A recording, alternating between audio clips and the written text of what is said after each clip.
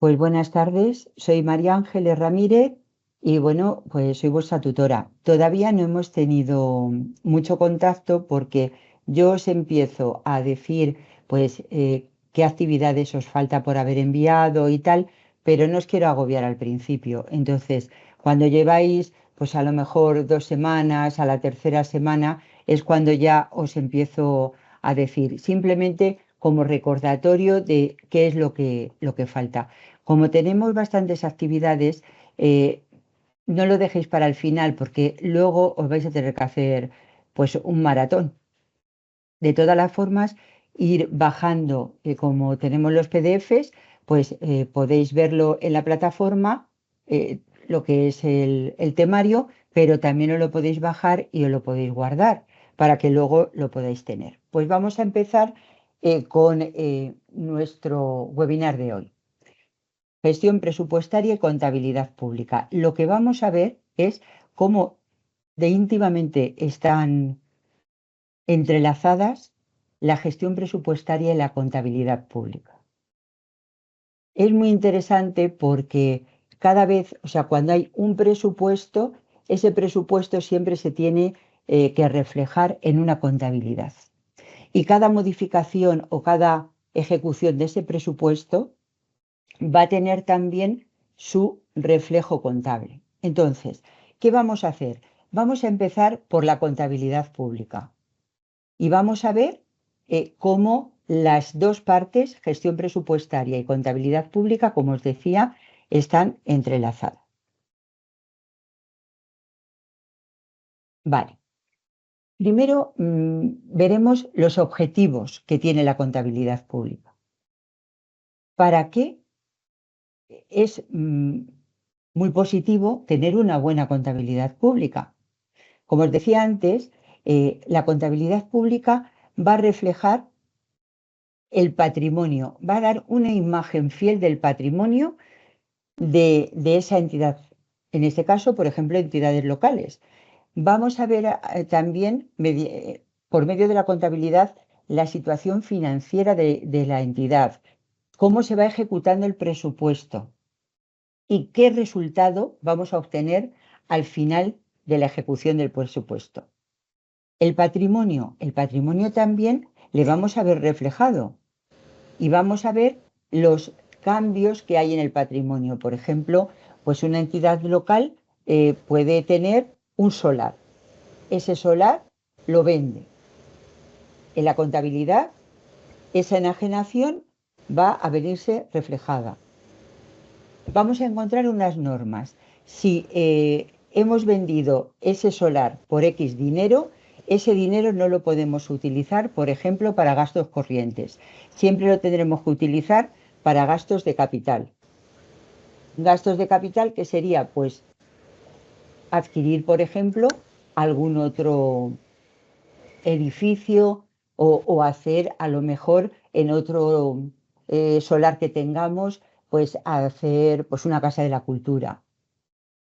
Todos esos movimientos van a venir reflejados en la contabilidad.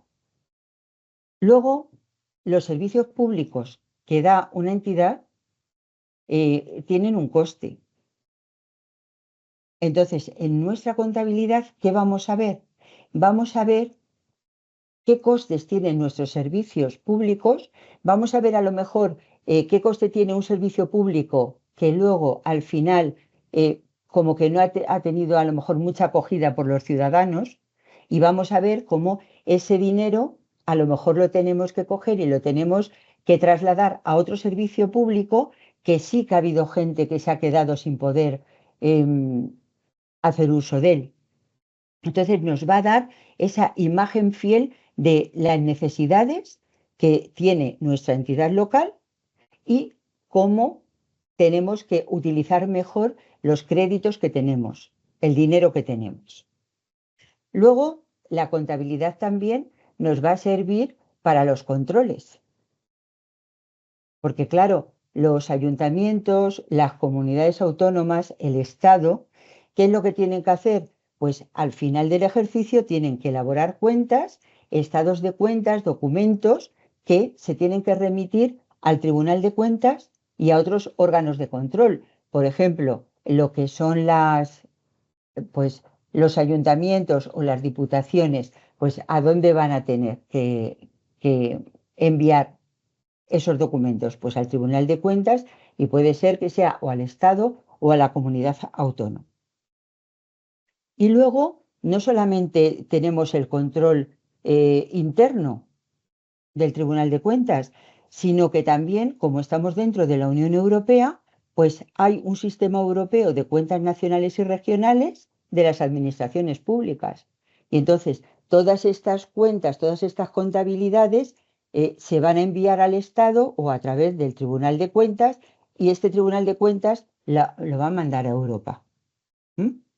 Entonces, vemos que el objetivo y cómo deciros, la misión que tiene la contabilidad pública es muy importante para el buen funcionamiento de las organizaciones, y es el buen funcionamiento en el momento en que se está ejecutando el presupuesto, pero también con miras al presupuesto futuro.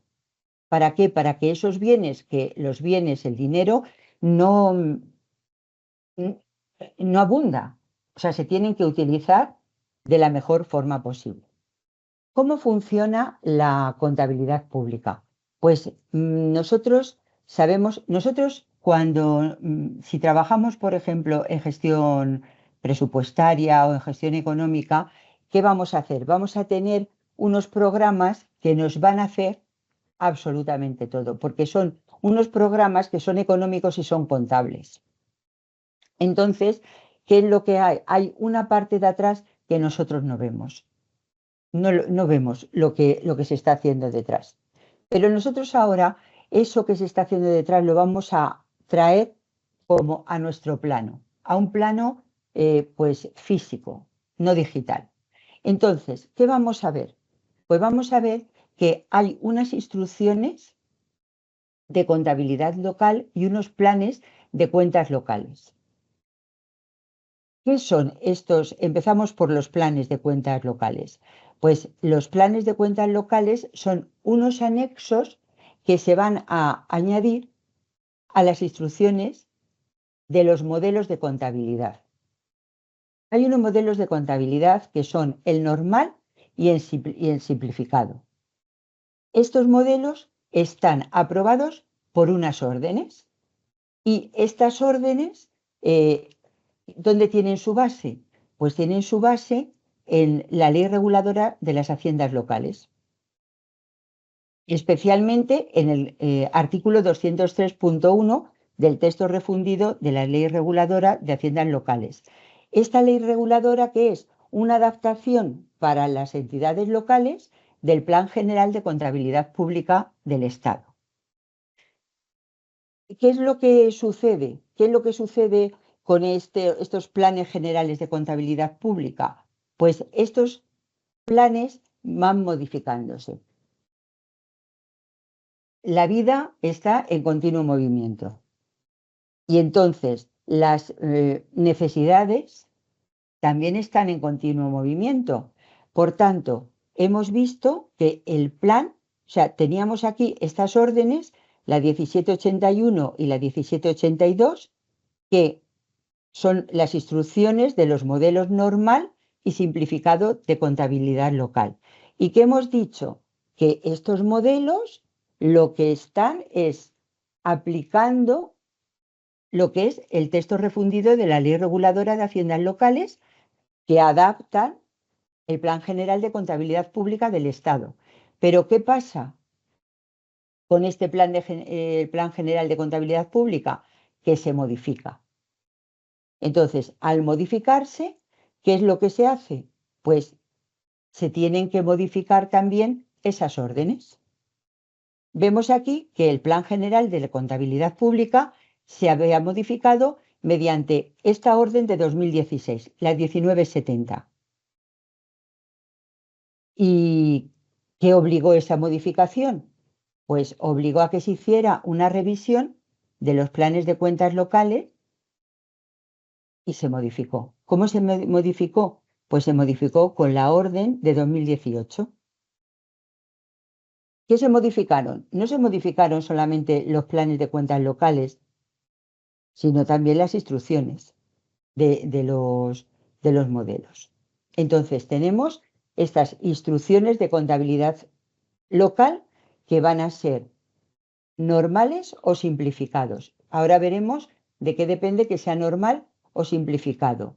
Y que lo que están haciendo es poniendo en funcionamiento lo que dice la Ley Reguladora de Haciendas Locales y a la vez, ¿qué están haciendo? Llevando a la práctica el Plan General de Contabilidad Pública, pero a medida de las entidades locales. Y ahora veremos que según cómo sea la entidad local, en cuanto a presupuesto y en cuanto a población, se va a utilizar o el modelo normal o el simplificado de contabilidad local. Vale, pues ahora ya vamos a ver en qué consiste cada uno de estos modelos. Instrucción de modelo normal de contabilidad local. Tenemos aquí la orden. Esta orden, que es de 2013, se aprueba la instrucción del modelo normal de contabilidad local. ¿Qué es lo que hace? Pues dice a quién se le va a aplicar.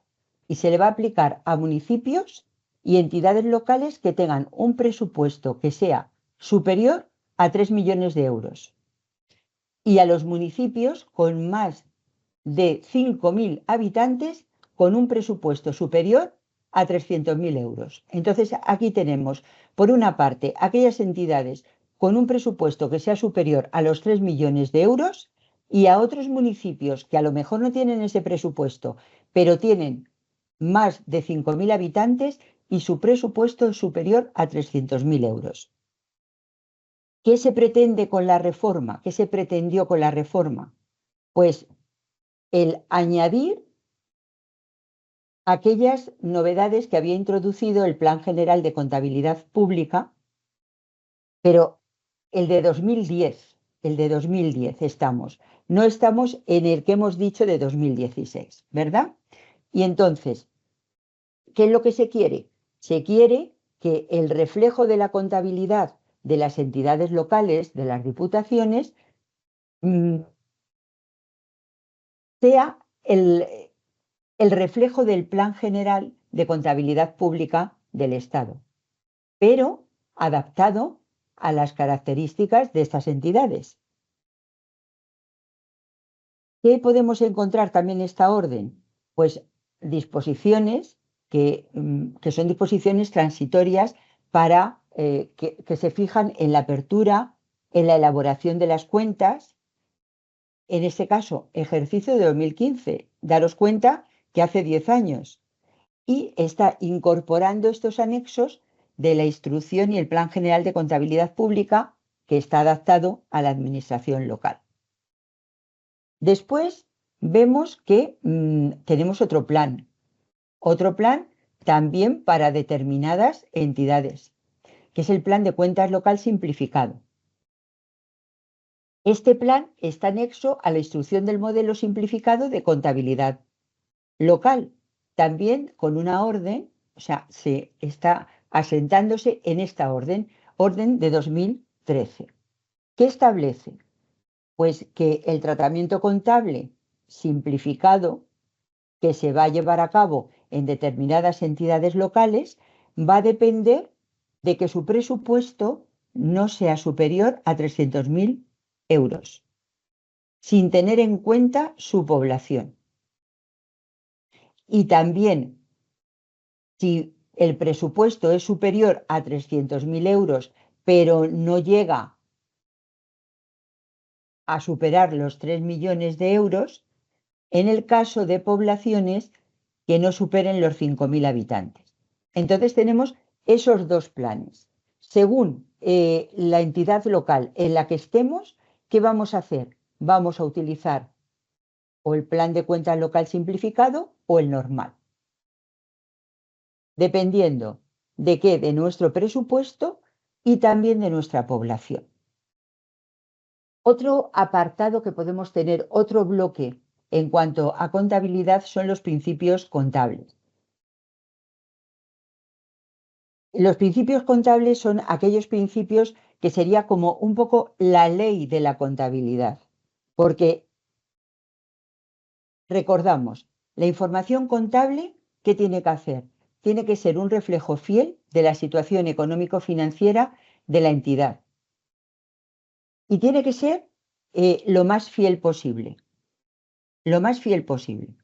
Entonces, cuando nosotros tenemos estos principios contables públicos, nos van a ayudar, y cuando los seguimos a rajatabla, nos van a ayudar a que esa imagen que da la contabilidad sea lo más exacta posible acerca del patrimonio, de la situación financiera y de los resultados de la entidad. Además, ¿qué es lo que pasa? Que es como la base de toda la contabilidad pública. Siempre con ese objetivo. El objetivo de la contabilidad es dar una imagen fiel de la situación económica y patrimonial de la entidad. Pues empezamos con los principios contables que vamos a encontrar y que en el momento que nosotros estemos trabajando en un departamento contable tenemos que tener en cuenta. Bueno, el primero es el principio de entidad contable. ¿Qué quiere decir o qué supone este principio? Pues que es una entidad contable todo ente o toda entidad que tenga personalidad jurídica y que tenga un presupuesto propio. Que ese presupuesto tenga que ejecutarlo y tenga que rendir cuentas de él. ¿Qué es lo que pasa? Que habrá entidades, habrá ayuntamientos, habrá diputaciones que sean de un tamaño, pues de un tamaño muy amplio. Y entonces esa entidad contable puede tener una estructura de subentidades contables. Entonces, tendríamos la entidad contable con subentidades contables, pero esas subentidades contables tienen que ir totalmente conectadas con el sistema central de contabilidad pública de la entidad. ¿Vale? Entonces, encontramos el primer principio, entidad contable, personalidad jurídica y presupuesto propio del que tenga que rendir cuentas. El segundo principio que encontramos es el de gestión continuada. ¿Qué quiere decir? Que una entidad contable tenga que llevar a cabo una gestión continuada de su patrimonio. Pues quiere decir que el patrimonio o la situación financiera de esa entidad no acaba. Acaba un año, empieza otro, continúa. Como os decía antes, se enajena un terreno, el dinero obtenido por esa enajenación se va pues, a utilizar también pues en una compra de capital, lo que os decía. O sea, no lo podemos tener ahí metido en el banco, sino que tenemos que hacerlo crecer. Entonces, acabo el presupuesto, acaba la contabilidad de este año, cuenta general, empieza el 1 de enero y empieza el 1 de enero otra vez el mismo procedimiento. ¿Vale? Después encontramos el principio de uniformidad. ¿Qué es lo que se debe hacer? Pues cuando uno ya ha hecho pues un proyecto de contabilidad según la entidad en la que estemos, entonces ese proyecto que se podrá revisar si ya no sirve, pero que no se va a cambiar a la ligera, sino que va a seguir ejerciéndose mientras funcione bien a lo largo del tiempo. Cuando ya se ve que hay otras necesidades, pues entonces habrá que modificarlo. Pero de principio va a haber una uniformidad.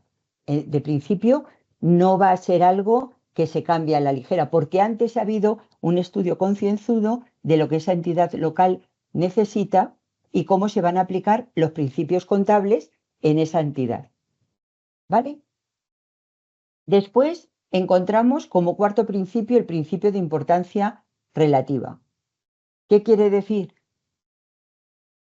Pues lo que os estaba comentando hace un minuto, pues que en un momento dado que, por ejemplo, hay entidades locales que han crecido muchísimo porque se han hecho urbanizaciones y toda la estructura que teníamos tiene que ser modificada. Entonces, se modifica, pero siempre ¿con qué objetivo? Con el objetivo de que nuestra contabilidad nos dé una imagen fiel tanto del patrimonio como de la situación financiera de nuestra entidad. Y por supuesto, siempre cuidando de que no se esté rompiendo la legalidad. O sea, las normas legales son las primeras que hay que cumplir, pero las circunstancias de esa entidad hacen que nuestra contabilidad pues tenga que modificarse de alguna manera. ¿Vale? Siguiente principio, el principio de registro. ¿Cómo se va a registrar? Todo se tiene que quedar registrado. Todo.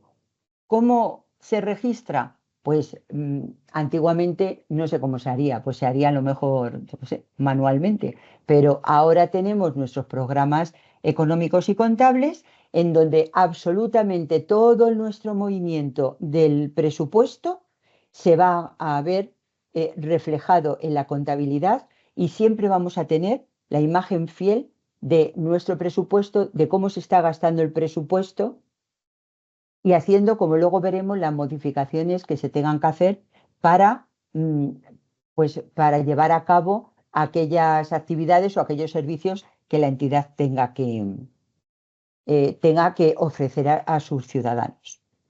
El sexto principio que nos encontramos es el de prudencia. Entonces, ¿qué significa este principio de prudencia? Pues aquí vamos a tener dos grandes bloques también, el de ingresos y el de gastos.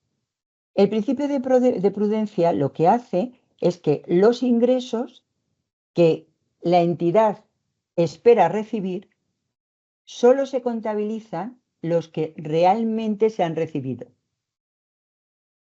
¿Cuándo? A la fecha de cierre del ejercicio. Entonces, aquellos que creemos que vamos a recibir o que tienen alguna condición, hasta que no los hemos recibido, no los contabilizamos, porque como lo que queremos es una imagen fiel del patrimonio y de la situación financiera, hay ingresos, como luego también veremos, pues que en un momento determinado no vamos a poderlo cobrar por determinadas circunstancias que luego veremos.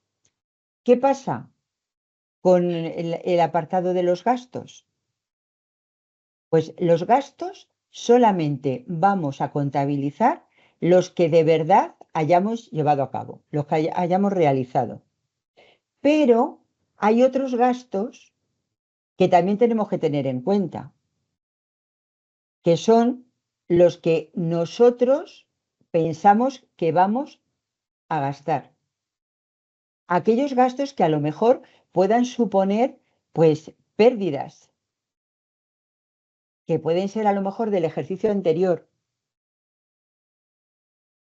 Entonces, nosotros tenemos que coger y tenemos que, por el principio de prudencia, ingresos únicamente los que de verdad hemos recibido y los gastos, los gastos que hemos realizado, pero teniendo en cuenta aquellos gastos o aquel dinero que se nos puede ir con pérdidas eventuales, que esas pérdidas eventuales también tendrían que reflejarse en el apartado de gastos en nuestra contabilidad. Pero así, todavía, claro, es un poco en plan a futuro, porque no sabemos qué es lo que va a pasar, pero ya lo tenemos en cuenta y sobre todo si hay cuestiones que es que ya no vienen de ejercicios anteriores. El séptimo principio es el principio de devengo. ¿Qué significa este principio de devengo? Pues que la imputación temporal de gastos e ingresos se debe hacer en función de la corriente real de bienes y servicios que representen. Entonces, nosotros el principio de devengo, ¿qué vamos a ver? Cuando nosotros sabemos que tenemos que llevar a cabo ese gasto, es como si en nuestra casa decimos, tengo que pagar el IBI. Y como tengo que pagar el IBI, voy a dejar en el banco el importe que creo que es el del IBI. Y lo dejamos antes de que nos hayan mandado, pues nos hayan, si lo tenemos domiciliado, antes de que el IBI no lo cobre. O si nosotros luego lo pagamos que no lo tenemos domiciliado, antes de que lo vayamos a pagar porque estemos en el periodo voluntario. Entonces, nosotros antes ya dejamos ahí ese dinero apartado. Pues las entidades locales también antes de que esa corriente de bienes y servicios mm, se haga efectiva, antes de que tengamos que pagar, antes. Entonces, cogemos y ya lo tenemos en cuenta. Entonces, ¿qué dice este principio de devengo? Que los gastos e ingresos que surjan de la ejecución del presupuesto se imputarán cuando, de acuerdo con los procedimientos establecidos en cada caso, se dicten los correspondientes actos administrativos. Entonces, en el momento en que ya sabemos que eso hay que pagarlo. Entonces, ese es el principio de devengo. Luego, el octavo principio es el principio de imputación de la transacción. La imputación de las transacciones también se llaman hechos contables. ¿Y dónde se tiene que efectuar? Pues tampoco lo vemos, porque no lo vemos a no ser que saquemos otros documentos, pero de principio no vemos dónde están los activos, los pasivos, los gastos, los ingresos anuales o plurianuales. Entonces, ¿qué es lo que vamos a hacer? Que se va a imputar cada gasto, si es un activo, a la parte de activo, si es un pasivo, a la de pasivo, si es un gasto, a gastos, y si es un ingreso, a ingresos. A lo mejor nosotros no lo vemos porque como tenemos nuestras aplicaciones, pues es algo que automáticamente se hace. ¿Vale? Y el noveno principio es el principio del precio de adquisición. ¿Cuál es la norma general? Pues que los bienes, derechos y obligaciones deben figurar con su precio de adquisición o coste de producción. Pero las obligaciones, por ejemplo, este es el caso de los bienes, derechos y obligaciones por su precio de adquisición. Pero en el caso de las obligaciones, se tienen que contabilizar por su valor de reembolso. Entonces, el principio es ese, que luego puede tener modificaciones, pero va a tener las modificaciones en cuanto a las obligaciones. El décimo principio, principio de correlación de ingresos y gastos. Si nosotros vemos un presupuesto, vemos que el total del bloque de ingresos es igual al total del bloque de gastos. Entonces, el resultado económico patrimonial de un ejercicio, ¿qué va a estar? Va a estar constituido por la diferencia entre ingresos y gastos económicos que se hayan realizado en dicho periodo. Entonces, ¿qué es lo que pasa? Que cuando nosotros acabemos el ejercicio, ¿qué vamos a tener? Un ahorro bruto que puede ser positivo o negativo. Pero durante toda la ejecución de ese presupuesto, el presupuesto tiene que estar equilibrado. O sea, gastos e ingresos tienen que estar al mismo, o sea, tienen que tener la misma cantidad. Luego tenemos el octavo principio de no compensación. No se pueden compensar las partidas de activo y de pasivo en el balance, y tampoco las de gastos e ingresos de la cuenta general, ni los gastos e ingresos del estado de liquidación del presupuesto. Entonces, no se pueden compensar. No, es algo que no. Por tanto, lo que hay, el gestor, ¿qué tiene que hacer? tiene que adaptarse al presupuesto que tiene. Tiene que adaptarse a sus ingresos para poder llevar a cabo los gastos, aunque luego vamos a ver que hay excepciones. Y luego ya el 12 principio, que es el de desafectación. ¿Qué quiere decir este principio? Pues que con carácter general los ingresos de carácter presupuestario se destinan a financiar la totalidad de los gastos. No tiene que existir una relación directa. Es decir, que todo lo que se ingresa se utiliza para todo lo que se gasta. Luego veremos que hay excepciones, porque, por ejemplo, hay ingresos que sí que están afectados, como pueden ser transferencias del Estado, pueden ser subvenciones de las comunidades autónomas, que esos la entidad los va a recibir, pero para hacer frente a un gasto determinado. Y luego tiene que justificar que, que esas cantidades pues, han sido gastadas para los gastos que se habían entregado. ¿Vale?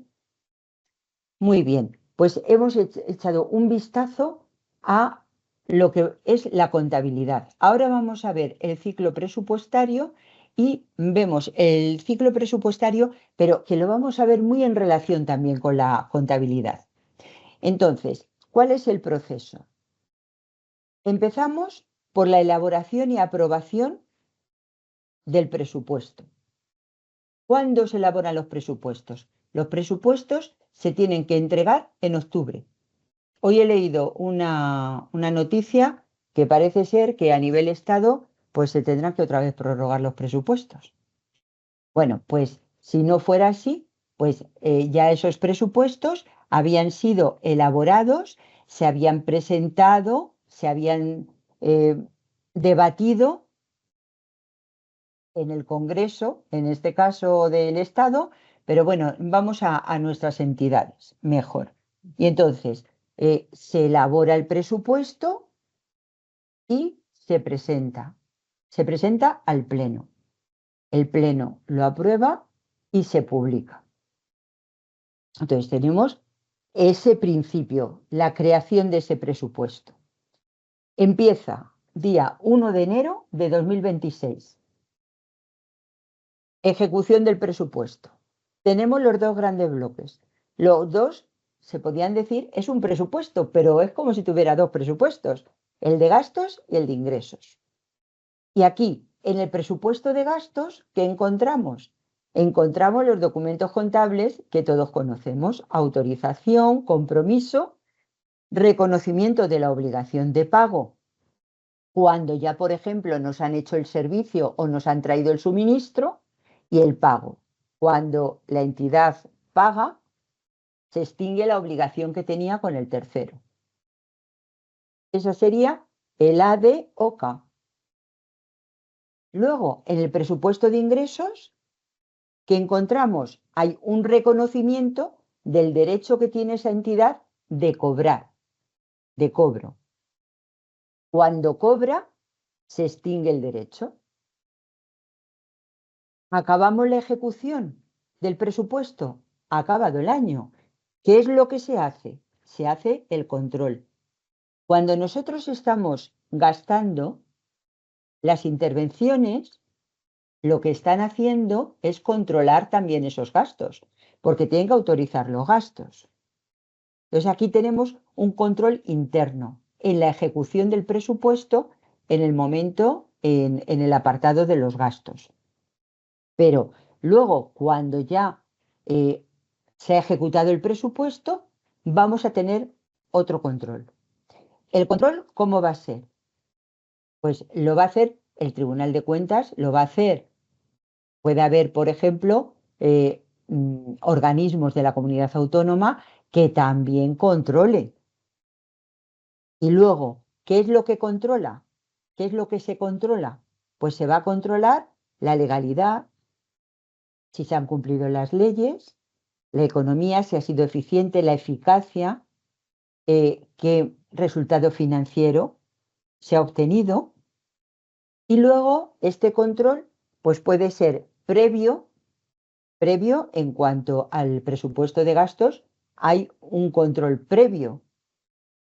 Puede ser posterior o puede ser en el momento que el gasto se lleve a cabo. Entonces tenemos aquí pues una imagen de lo que es el ciclo presupuestario. Vale, como os decía, vamos a ver el ciclo presupuestario, pero con la contabilidad también. Entonces vamos a ver cómo se contabiliza la ejecución del presupuesto de gastos. 1 de enero, apertura del presupuesto. ¿Qué es lo que se va a incluir en nuestra contabilidad? Unos créditos iniciales. Si esos créditos iniciales se han cambiado, ha habido una modificación, ¿qué tenemos que hacer? Una retención de créditos. Por ejemplo, nosotros vamos a hacer un gasto y entonces, ¿qué queremos? Queremos tener el dinero necesario para llevar a cabo ese gasto o llevar a cabo ese servicio. Entonces, ¿qué se hace? Una retención de créditos. Un documento RC, retención de créditos, el RC. Luego, y claro, y todo se va a reflejar en nuestra contabilidad. O sea, que ahí vemos que el presupuesto y la contabilidad ahí están entrelazados. Luego, a lo largo de un año, el presupuesto inicial que teníamos, pues vamos, seguro que va a tener que modificarse. ¿Qué modificaciones de crédito podemos hacer? Pues hay estas modificaciones que os he puesto aquí. Créditos extraordinarios, ¿por qué? Porque ha habido una dana. Y como ha habido una dana, ¿qué necesitamos? Necesitamos unos créditos para algo que nosotros no teníamos previsto, no sabíamos que iba a haber una dana. Suplementos de crédito. Nosotros hemos guardado determinado crédito para un servicio y ahora resulta, eso pasó por ejemplo con la pandemia.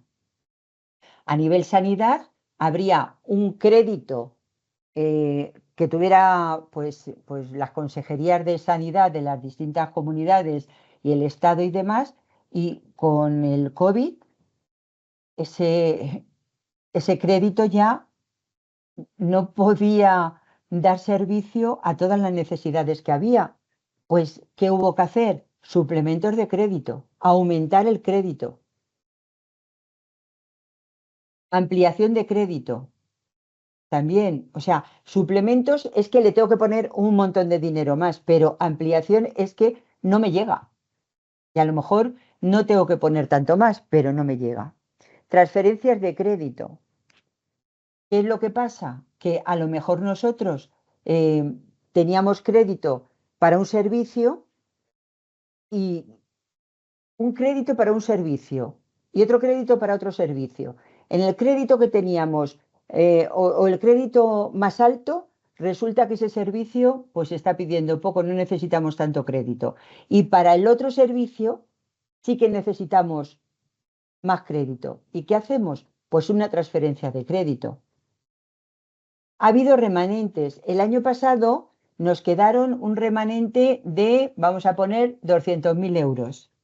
¿Qué tengo que hacer con ese remanente? Pues ese remanente lo que quiero es añadirle a mi presupuesto de este año. Tengo que hacer una incorporación de remanentes. Los créditos generados por ingresos.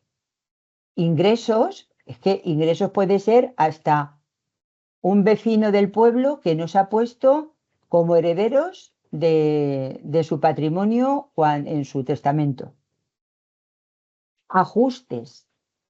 ¿Ajustes por qué? Porque el presupuesto se tiene que prorrogar o baja por anulación, porque hay, pues a lo mejor ingresos que es que no lo vamos a poder cobrar. O hay a lo mejor servicios que es que al final no los hemos hecho, no los hemos dado, con lo cual es un dinero que no hemos utilizado. Cada vez que nosotros hagamos alguno de estos movimientos, ¿dónde se tiene que reflejar? En nuestra contabilidad. Entonces, hemos visto la apertura, cambio de situación de los créditos, modificaciones, ejecución del gasto. Encontramos aquí otra vez los documentos contables. A gastos autorizados, A, gastos comprometidos, D, obligaciones reconocidas, O, y pagos realizados, K. Reintegro de gastos. Gastos que al final no hemos hecho porque hemos intentado hacer el gasto. Imaginaros que nosotros pedimos un suministro y bueno, normalmente el suministro nos lo dan y entonces lo pagamos. Claro, no lo pagamos nunca antes, pero que puede haber un reintegro de esos gastos por en la causa que sea. Entonces, todo esto, ¿qué estamos haciendo? Contabilizando. ¿Dónde lo vamos a meter? Pues hasta la ejecución del gasto en el grupo cero. El grupo cero de la contabilidad, de nuestra contabilidad. Vale. Os he puesto aquí bastantes asientos contables, pues un poco para que lo veamos, pero ya os digo que tampoco es muy práctico porque el sistema pues lo hace solo y esto no va a aparecer nunca. Aquí tenemos, por ejemplo, la apertura del presupuesto. ¿Qué vamos a ver en nuestra contabilidad? Pues cuando aparece la apertura del presupuesto a primeros de año, entonces, ¿qué vamos a ver? Nuestros créditos iniciales. El importe que inicialmente se ha aprobado en el presupuesto para que gastemos en ese ejercicio. Entonces, ¿cuándo se va a registrar? Cuando se abra la contabilidad. ¿Qué se abre primero? La contabilidad, claro, para luego poder incluir esa apertura del presupuesto. Entonces, aquí, ¿qué vamos a hacer? Pues tenemos el presupuesto de ejercicio corriente. ¿Y a dónde va a ir? Al presupuesto de gastos, créditos iniciales. Los créditos iniciales, ¿qué es lo que tenemos para gastar? Y entonces, de los créditos iniciales, ¿a dónde lo vamos a llevar? En el presupuesto de gastos también a los créditos definitivos.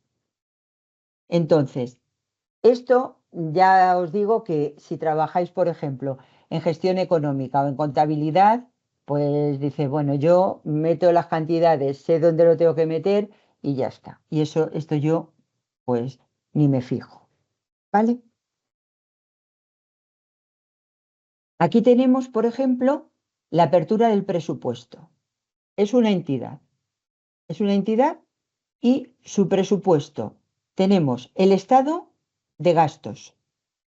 Tenemos los capítulos del 1 al 4 y del 6 al 9. El 5 veis que no está. ¿Qué tenemos? De 1 al 4, operaciones corrientes. Del 6 al 9, operaciones de capital. ¿Qué encontramos? Encontramos los capítulos. Capítulo 1 son gastos de personal. Capítulo 2, que os sonará lo del capítulo 2, porque son los gastos corrientes de bienes y servicios. Capítulo 3, los gastos financieros. Y el 4, las transferencias corrientes. Cuando nos vamos a las operaciones de capital, encontramos que en el capítulo 6 vienen incluidas las inversiones reales, en el 7 las transferencias de capital, 8 los activos financieros y 9 los pasivos financieros. En el estado de ingresos, o sea, tenemos aquí un total del presupuesto de gastos 212.438.000 euros. ¿Por qué os digo esta cantidad? Porque si vamos al estado de ingresos, encontramos en el total del presupuesto de ingresos la misma cantidad. Pero el estado de ingresos tiene capítulos, aquí tiene del 1 al 5, sí que tiene capítulo 5, operaciones corrientes. Dentro de las operaciones corrientes encontramos en el capítulo 1 los impuestos directos. Capítulo 2, los indirectos. El 3, tasas, precios públicos y otros ingresos. El 4, las transferencias corrientes y el 5, los ingresos patrimoniales. Del 6 al 9 encontramos las operaciones de capital. El 6, la enajenación de inversiones reales, la venta de nuestro solar, aquel que teníamos. La 7, transferencias de capital. La 8, activos financieros. Y la 9, pasivos financieros. Hay equilibrio contable entre gastos e ingresos. Vale, entonces, habíamos visto aquí que era la apertura del presupuesto, ¿verdad? Vale, entonces aquí era la apertura, lo que teníamos en el inicio, en el inicio. Ahora vamos a ver cómo se va modificando cuando ya el presupuesto se va ejecutando y la situación de los créditos va cambiando porque la vida cambia. O sea, es que eso es así. Entonces, ¿qué hemos visto? A ver, vamos a ver aquí. Encontramos, bueno, otra vez nos decimos que la apertura del presupuesto, ahí vemos cuáles son los créditos iniciales que tenemos. Y como dijimos antes, la apertura de presupuesto se hace posteriormente a la apertura de la contabilidad. Y ponemos otra vez lo que hemos visto antes. Vamos a seguir. Modificaciones presupuestarias. Empiezan aquí los cambios. ¿Qué es lo que puede pasar? ¿Y qué es lo que pasa? Claro, que a lo largo de la ejecución del presupuesto hay modificaciones. ¿Por qué hay modificaciones? Surgen nuevas necesidades o las necesidades que creíamos que teníamos, pues luego al final no son las que tenemos. Entonces, ¿qué tipo de modificaciones podemos encontrar? Pues pueden ser modificaciones en las que se necesita incrementar el presupuesto inicial. Otras que se necesita reducir el presupuesto inicial. Y otras que no hay ni que poner más ni que quitar, pero sí que hay que poner en otro sitio, que era lo que decíamos, por ejemplo, de las transferencias que hemos visto antes. Entonces, ¿qué es lo que pasa? Que como vimos antes, tiene que haber equilibrio entre gastos e ingresos. Entonces, las modificaciones que se hagan en el presupuesto de gastos tienen que conllevar las modificaciones correspondientes en el presupuesto de ingresos, porque siempre que tenemos que tener el equilibrio contable, tenemos que tener gastos igual a ingresos, ¿vale? Bueno, pues aquí en esta diapositiva vamos a ver los distintos créditos, las distintas modificaciones.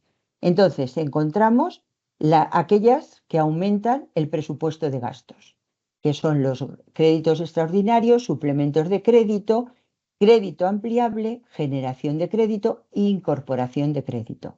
Luego hay otros que no alteran, que eran las que hemos dicho antes, las transferencias de crédito y las que reducen el presupuesto, que son las bajas por anulación. Pues empezamos con el crédito extraordinario. La dana que decíamos, gasto concreto. No hay crédito porque no pensábamos que eso iba a ocurrir y además no se puede aplazar.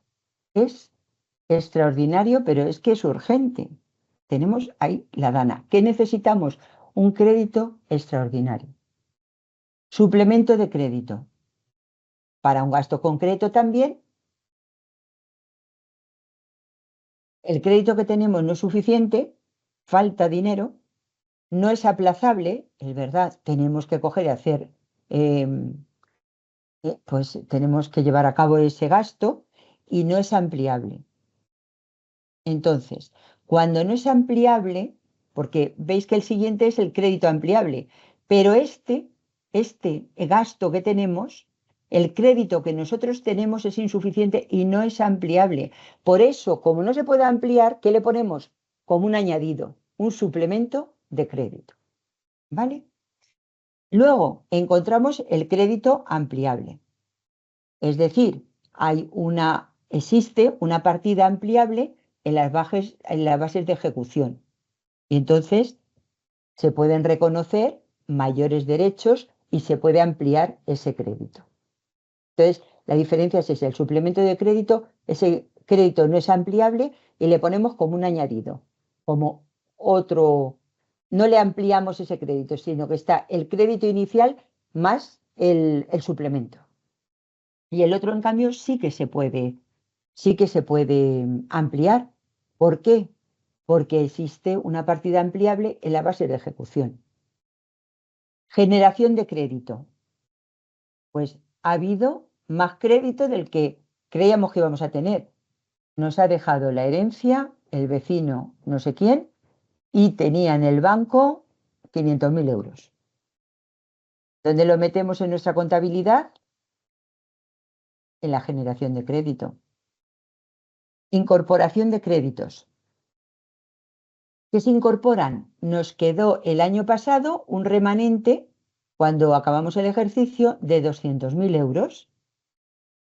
Entonces, pues como teníamos este remanente, lo queremos incorporar a los créditos del presupuesto de este año. Eso sí, tenemos que ver primero qué condiciones pone la ley para que eso lo podamos hacer de una forma correcta. Entonces ya tenemos aquellas modificaciones que aumentan el presupuesto de gastos. Luego, ¿qué vamos a encontrar? Pues los que no alteran el presupuesto. Están las transferencias de créditos. Esta transferencia, lo que os decía antes, un traspaso entre partidas. Si el crédito es insuficiente, hay una partida que he puesto un determinado crédito y que o no lo estoy gastando o es menos importante. Y otra partida que el crédito que he puesto es insuficiente. Entonces, si tienen esas partidas una vinculación jurídica, ¿qué es lo que hago? Hago una transferencia de crédito de la una a la otra. Hay unas limitaciones que las impone el Estado. Y estas limitaciones en las transferencias de crédito que están diciendo que no se pueden transferir de las operaciones financieras al resto, ni tampoco de las de capital a operaciones corrientes. ¿Qué os decía yo antes? Que es otro tema, pero es de la misma especie.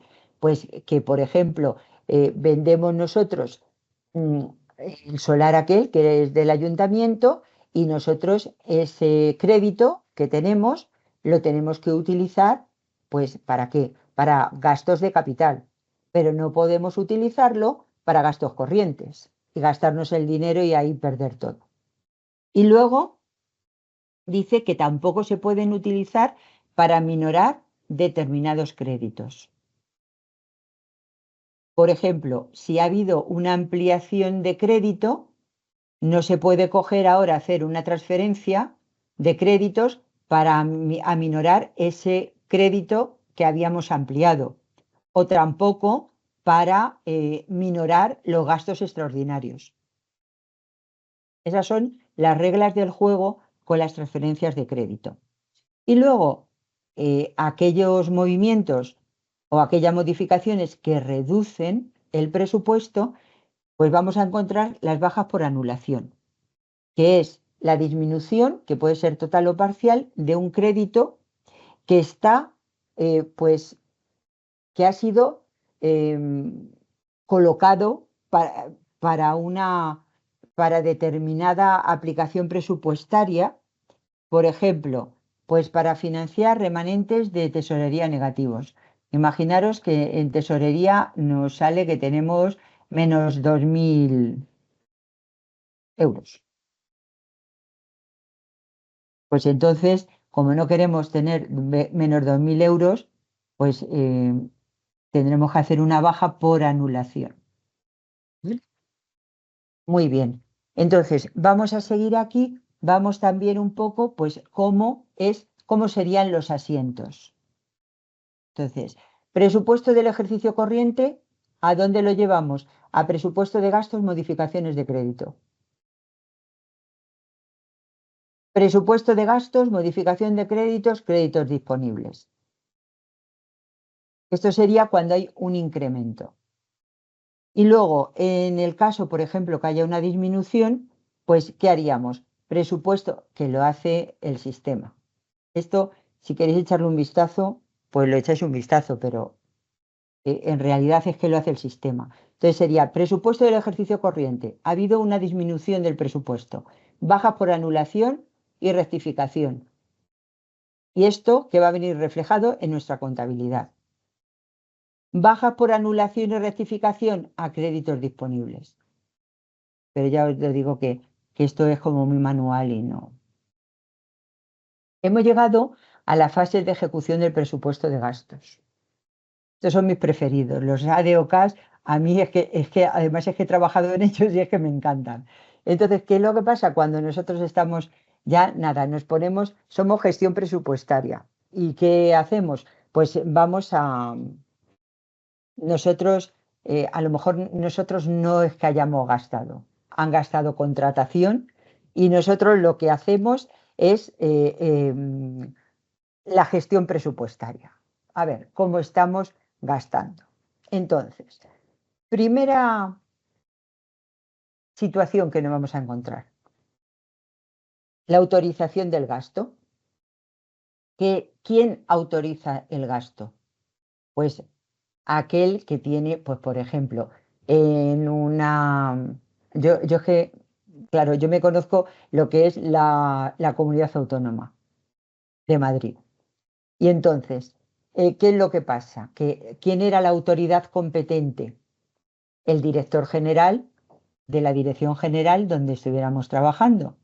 Entonces, ¿qué es lo que hace esa autoridad? Autoriza la realización de un gasto determinado que le ha presentado el gestor. Un gasto determinado por una cuantía que va a ser o cierta o cerrada o aproximada. Y entonces, ¿qué hay que hacer? Bueno, esa autoridad, vamos a poner ese director, vamos a poner el alcalde, por ejemplo, del pueblo, ¿qué es lo que hace? Autoriza la realización de ese gasto. Ese gasto determinado, pero la cuantía puede ser aproximada o puede estar cerrada. Podemos saber qué cuantía exacta vamos a necesitar. ¿Qué es lo que se hace? Se hace el documento A de la autorización del gasto. En cuanto haces el documento A, ¿qué es lo que se hace en el presupuesto? Pues se reserva o la totalidad, si es que sabemos lo que nos va a costar, o una parte o la parte aproximada del crédito que necesitemos. Todavía no sabemos ni siquiera quién nos lo va a hacer. Todavía no tenemos el tercero que nos lo va a hacer. Pero hay una autorización de gasto, pero claro, tiene que haber crédito suficiente para llevar a cabo ese gasto. Por eso se puede reservar lo que os decía yo antes del RC, de la reserva de crédito. Pues por ejemplo, pues el gestor, pero el gestor presupuestario puede coger y con el documento A dice, voy a hacer un RC para que el crédito que necesito, más o menos, lo tenga reservado, porque tengo que tener el crédito para poder llevar a cabo ese gasto. Después, ¿qué es lo que pasa? Que encontramos el D, la disposición de gasto, compromiso, disposición de gasto. Entonces, en este momento ya se acuerda, se me cae, la realización del gasto que se ha autorizado por un importe que también pues puede ser determinado o puede ser determinante. En este momento ya sí que se vincula con un tercero que es el que nos va a llevar a cabo, por ejemplo, el servicio o a aportar el suministro que nosotros podamos haber realizado o también la obra, por ejemplo. Pero, claro, todavía ni nos han hecho el servicio, ni han hecho la obra, ni nos han traído, por ejemplo, los materiales de oficina. Por eso no existe todavía obligación de pago. Todavía el patrimonio de la entidad no ha tenido ningún tipo de modificación. Vamos, no ha tenido ningún tipo de gasto. Luego, reconocimiento de la obligación. Entonces sí, entonces nos han hecho, por ejemplo, la obra o nos han hecho parte de la obra y nos han presentado una certificación, nos han hecho el servicio y nos han presentado una factura o nos han traído nuestro material de oficina con una factura. Entonces, ya sí que ese tercero nos puede exigir, vamos, tiene derecho a recibir el precio de ese gasto que se había autorizado y además se había comprometido. Ya hay obligación de pago al tercero. Ya sí que se afecta al patrimonio. En este momento ya la entidad tiene una obligación con un tercero. Por tanto, en su patrimonio, en sus créditos, eso ya pues tiene, pues eso, ya está obligado a pagarlo. Eso ya afecta al patrimonio. Y luego ya cuando paga, pues entonces hay una extinción de la obligación. ¿Por qué? Porque se paga. Entonces, ¿qué es lo que se pasa? Que se cancela la obligación mediante el pago. También puede ser que se compensen, por ejemplo, o se sustituya la deuda o ya una prescripción, pero lo más normal es que haya un pago. Y entonces ya la entidad queda libre de esa obligación y el tercero ya no tiene ningún derecho de cobrar porque ya ha cobrado. ¿Vale? Y aquí también pues os he puesto esto por si a alguien le gusta verlo. ¿Vale? Entonces, estamos aquí los distintos grupos. Los distintos grupos, cómo también tienen los distintos supuestos y cómo va de un sitio a otro. Por ejemplo, devolución de deudas, adquisición de inmovilizado, inversiones financieras, adquisición de inversiones financieras, devoluciones de deudas y gastos. ¿A dónde va? Pues a la cuenta 400, que son acreedores por obligaciones reconocidas del presupuesto de gastos corrientes. Pero ya os digo que yo trabajando con SAP, pues yo este no lo veía nunca. ¿Vale? Vale. Bueno, pues entonces, aquí vemos lo que decíamos, las distintas fases, la autorización, la fase A, el documento contable A, el D, que es el compromiso de disposición, el documento O, que ya es la obligación, y luego la fase K. ¿Qué es lo que vamos a encontrar? Pues vamos a encontrar a veces que tenemos el documento contable AD o tenemos el documento A y luego el documento D o tenemos las cuatro fases A, D o K, el documento A, D o K, que eso seguro que también si trabajáis en gestión presupuestaria lo conocéis. Y luego, ¿qué encontramos? Pues encontramos también que cuando hay anulación de alguna de las fases, imaginaros que vuestro alcalde ha autorizado un gasto, pero luego, por lo que sea, ese gasto no se va a realizar. Entonces, ¿qué documento contable vamos a hacer para anular este documento contable A? Pues vamos a hacer el documento contable A barrado. O, por ejemplo, compromiso, la disposición o una D. Se ha hecho un documento AD, o sea, autorización y disposición, y qué es lo que luego no se va a llevar a cabo. Entonces, ¿qué es lo que hacemos? Pues a de barrado, y entonces se anula el documento anterior. Vale, pues pasamos a la parte de ingresos, contabilización de la ejecución del presupuesto de ingresos. Y aquí, ¿qué vamos a encontrar? Como en el otro sitio, apertura del presupuesto, las previsiones iniciales de aquellos ingresos que pensamos que vamos a obtener. Después, ¿qué vamos a encontrar? Pues que la vida cambia. Hay que hacer unas modificaciones de las previsiones iniciales. ¿A dónde van estos dos movimientos?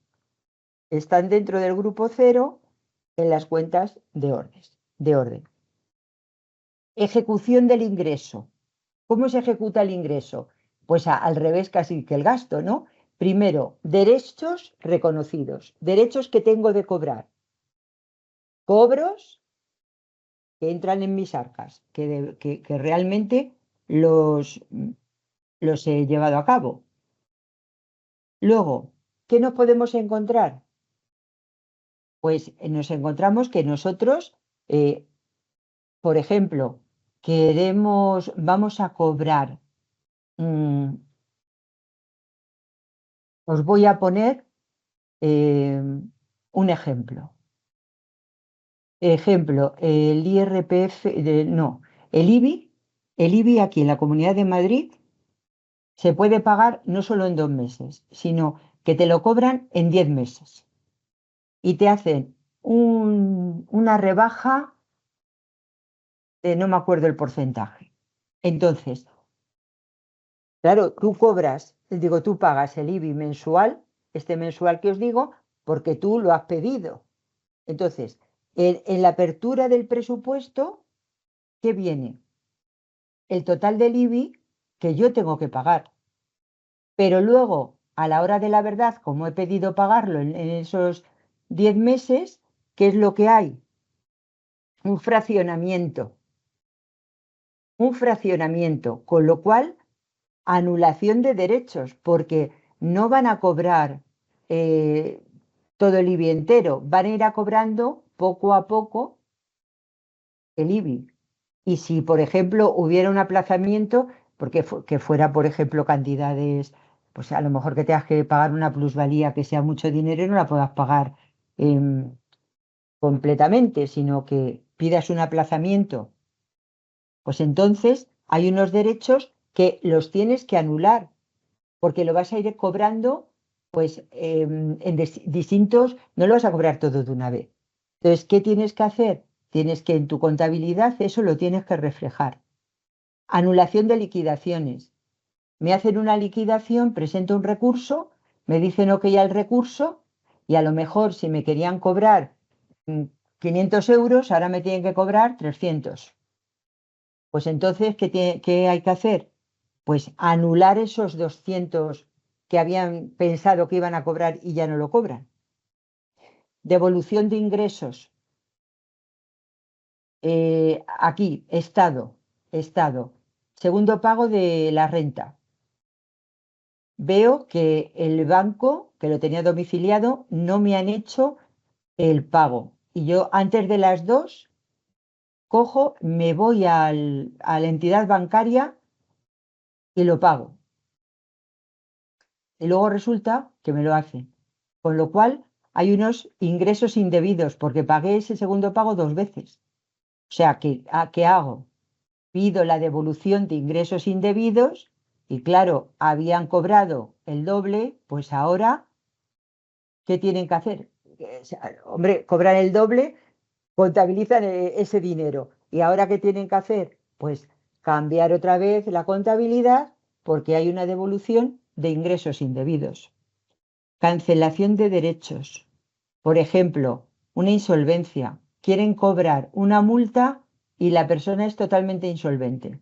No la pueden cobrar. Era un derecho que tenían de cobrarla, pero no pueden, porque a esa persona es que no se le puede, pues a lo mejor es un indigente o no sé, o no tiene dinero. ¿Vale? Entonces, aquí, apertura del presupuesto en ingresos. ¿Qué vamos a ver en esta apertura del presupuesto? Pues va a ser el reflejo contable de las previsiones iniciales, de lo que creemos que vamos a poder ingresar. Entonces, igual que vimos en el otro, en el apartado de los gastos, aquí también. ¿Qué es lo que se hace primero? La apertura de la contabilidad en el apartado de ingresos y después ya la apertura del presupuesto. ¿Vale? Bueno, aquí os he puesto también unos ejemplos para que os familiarizarais o vierais los capítulos, los distintos, em, pues eso, los distintos tipos de capítulos que es lo que llevan y demás, que eso lo habíamos visto también antes. Vale. Esto también es para que lo miréis si os apetece, ¿eh? Mira, esto era lo mismo que antes, la anulación de derechos. Por ejemplo, aquí, anulación de liquidaciones. Tenemos una cuenta que es donde está imputado ese ingreso. Pero, ¿qué es lo que pasa? Que a lo mejor era un ingreso, el pago ese que yo os decía, pero en el IRPF. ¿Qué es lo que tiene que hacer? Derechos anulados de presupuesto corriente por anulación de liquidaciones. Ese derecho al cobro, como era indebido, desaparece. Entonces, ¿qué lo llevan? Lo llevan el asiento, o sea, a otra cuenta, ¿vale?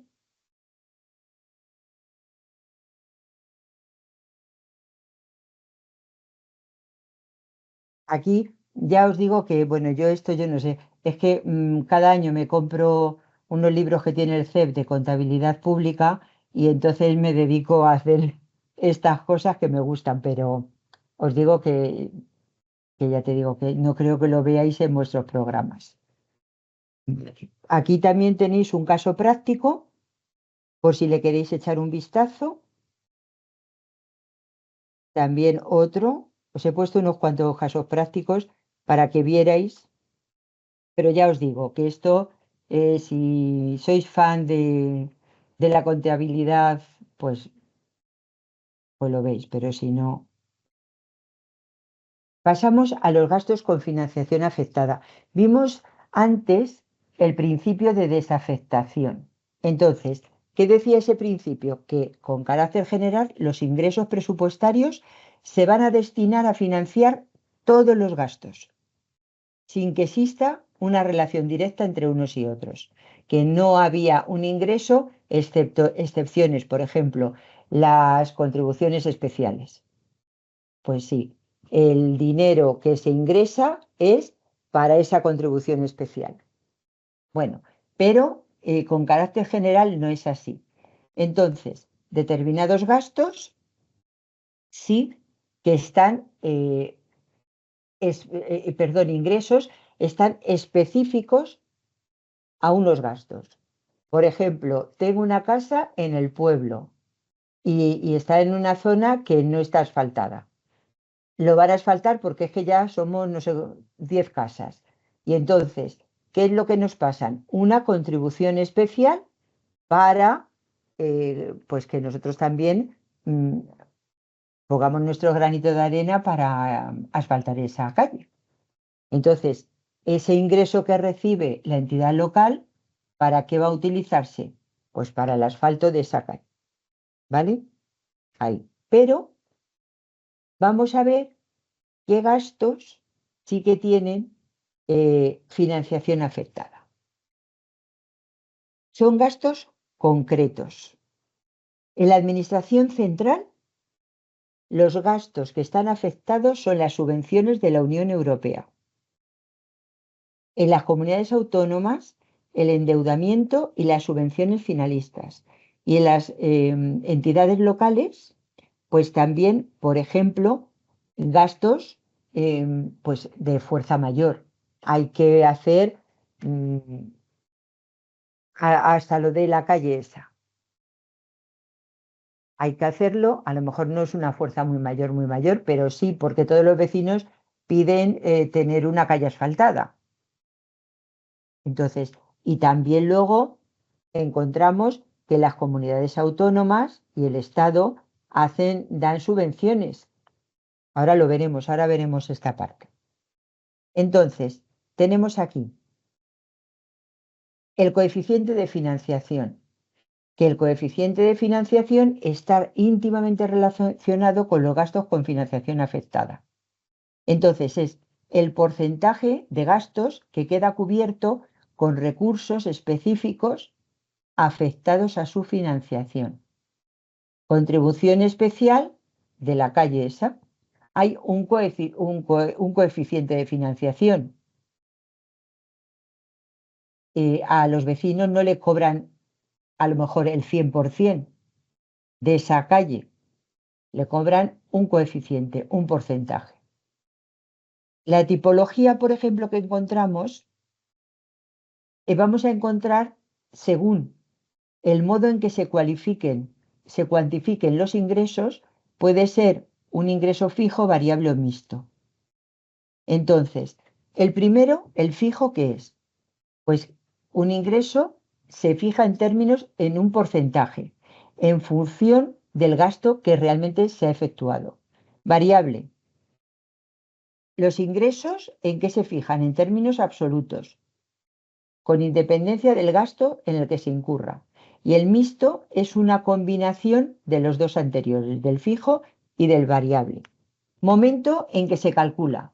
Por ejemplo, teórico, pues se calcula al iniciarse el gasto que tiene financiación afectada, que son con unos datos que, bueno, que están previstos, pero que todavía no se sabe en realidad si van a ser los gastos finales. Al cierre del ejercicio, a 31 de diciembre. O en efectivo, digo, no en efectivo, no, efectivo. ¿Cuándo? Cuando el gasto ya se ha finalizado. Entonces ya efectivo sería con gastos que ya tienen los datos reales. Y luego, según qué fuentes de financiación se han considerado. Por ejemplo, global o parcial. Global, ¿qué indica? Que el gasto ha quedado cubierto totalmente con los ingresos que se le han afectado. Imaginaros lo de la calle, que el gasto se haya cubierto con el dinero, con la contribución que han pagado los vecinos, vamos a poner. Y luego parcial, pues que se ha cubierto con una parte de esos ingresos. Entonces nos quedamos con el coeficiente de financiación en gastos con financiación afectada. ¿Qué cantidad de financiación afectada se ha utilizado para llevar a cabo ese gasto? Y aquí tenemos también estas desviaciones que va a ser, pues, cuando o no hay suficiente mm, crédito o sobra crédito. Entonces, aquí vienen estas ecuaciones raras. ¿Y qué es lo que dice? Que la desviación de financiación es la magnitud que representa los desfases existentes entre los ingresos presupuestarios afectados a un gasto que han sido reconocidos y los que en función del coeficiente de financiación deberían haberse reconocido. Entonces, desviaciones porque ha habido, pues eso, un desfase. Y entonces, ¿qué tipo de desfases o qué tipo de desviaciones puede haber? Pues puede haber, según las fuentes de financiación, encontramos global o parcial.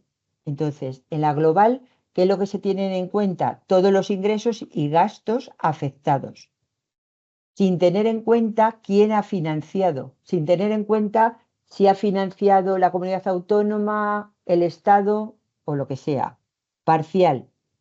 Parcial. Se tienen en cuenta los ingresos obtenidos por cada agente. Imaginaros un polideportivo que en ese polideportivo haya puesto dinero la comunidad autónoma, pero haya puesto dinero, imaginaros un pueblo.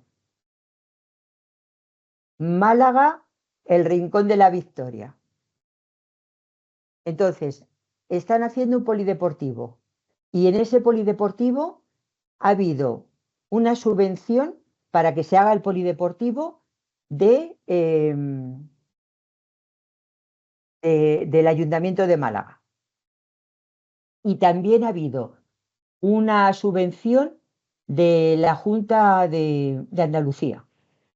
Entonces, en el primero no se mira quién ha puesto el dinero, se mira el global de ingresos y gastos, pero no se dice tanto el Ayuntamiento de Málaga o tanto, no se dice.